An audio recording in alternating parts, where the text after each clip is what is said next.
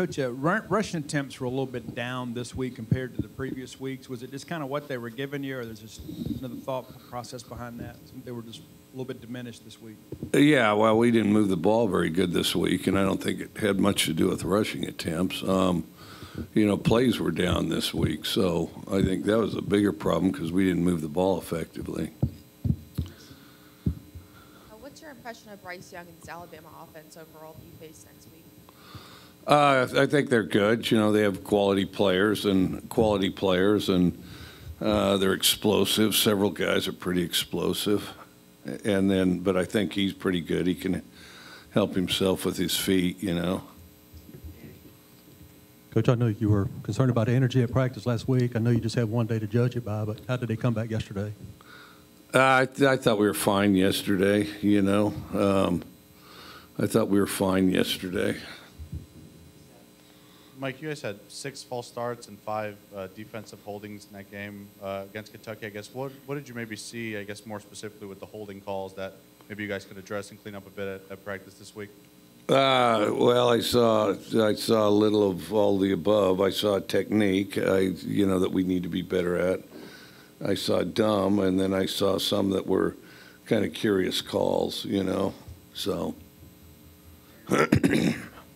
Mike, you took responsibility real quickly for the loss after LSU, after Kentucky. When you talk about practices, and 2 of them, should player leadership have factored into helping turn that around last week? well, you constantly try to build that, try to work that, try to elevate that, and you know, so some of it happens naturally, but you got to do whatever you can to elevate it. I mean, we got a couple pretty strong leaders, Will and Buki, but I think that we need more guys behind them too. So.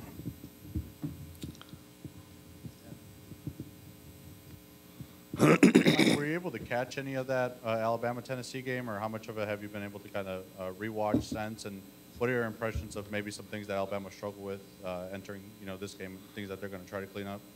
Well, we watched the coach's film.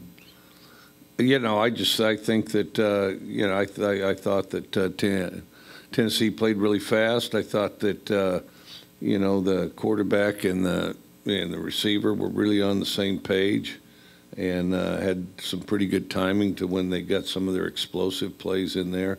It was a really tight back and forth game. Coach, we hear all the time about how difficult it is to play on the SEC road. What makes it so difficult to play a road game in the Southeastern Conference? I think the biggest thing is the change of routine. I think that, you know, I think it's, in a lot of cases, it's no harder than you make it, but there is a change of routine. I mean, to being on the road and at home, and sometimes, and then I think some football's kind of a creature of routine, and I think that sometimes that, you know, until you get used to it or focus through it, I think that can have an impact. After the Kentucky game, you said that practice didn't look the same that week as it did the 2 weeks before. What adjustments have you made to make sure that practice looks better going into this week? Well, we haven't practiced yet, so we'll. What do the politicians say? They circle back all the time, don't they? Well, I'll circle back. You know, there's not a chance in hell I'm circling back, but if you happen to find me and ask again, I'll probably give you a pretty good answer.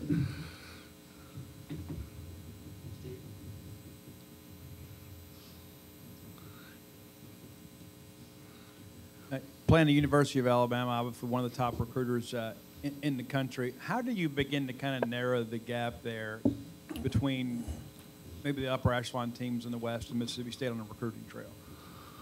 Well, you know, the biggest thing, you just kind of focus on what you've got and what resources you have, and just try to elevate them as much as you can.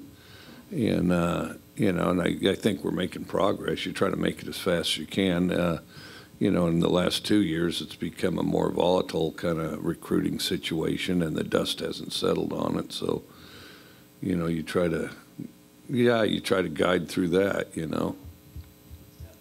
Mike, there's obviously a lot of talk about, you know, how good Alabama under Nick Saban has been, you know, coming off losses. Obviously, earlier this year, you guys were pretty good when you came off that LSU loss. I guess what goes into maybe establishing that mindset of not letting one loss kind of trickle down into 2 or 3 in a row there?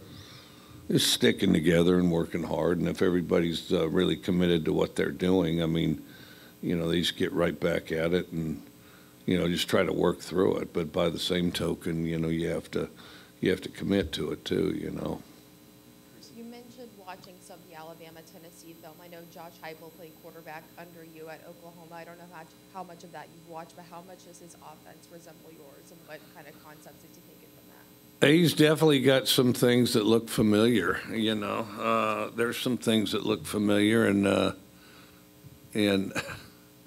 I can think of a play in particular, that we ran back in the day, and that we ran back in the day, he's got his quarterback running that play better than he ran it, so yeah. Kind of to follow up on that, I mean, guys like Josh and Sonny Dykes obviously having a lot of success at TCU. What's it like for you, kind of, having the experience that you have watching, the guys you've coached or have played for you or coached with you, kind of, start this coaching tree that you have? It's tough while you're coaching because you're busy tending to your own team, and you just kind of hear about it secondhand or, quickly see a score or something. I mean, I'm happy for them and all that as far as, to really enjoy it, recollect, exchange ideas, stuff like that. I mean, heck, you kind of got to be out of it to do that. Otherwise, you're too busy with what you're doing yourself, I know Alabama has a Heisman Trophy winner at quarterback, but it looks like that number one running back looks like he makes their offense go. What are your impressions of him and what he's done? No, I think he's really good. I think, that's the thing. That's the thing. If you can't, they keep you kind of thinned out from, because you're trying to tend to both of them, and then, as they do that, then, you can't just focus on one thing, and then you're vulnerable to both a little bit, I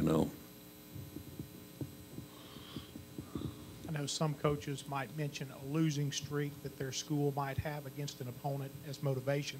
Is that something you will talk about this week? No. I mean, all that counts is what you do today and then what you do next, I mean, you don't have any control over that. That doesn't affect anything. You had some, I think it was Jet last year who said that, he felt like as Alabama kind of built that lead, the helmet sticker of seeing Alabama on the other side maybe, impose some will on your guys. I guess, do you kind of have the hope that, with some more experienced guys, they're not really fazed by, it being Alabama on the other side? If they're sitting there looking at that and paying attention to that, they're looking at the wrong thing. They need to be looking at themselves and how well they're playing, competing with themselves and playing the best that they could play. I mean, they can only control the guy in their uniform. They can't control the guy in the other uniform. They got to focus on themselves.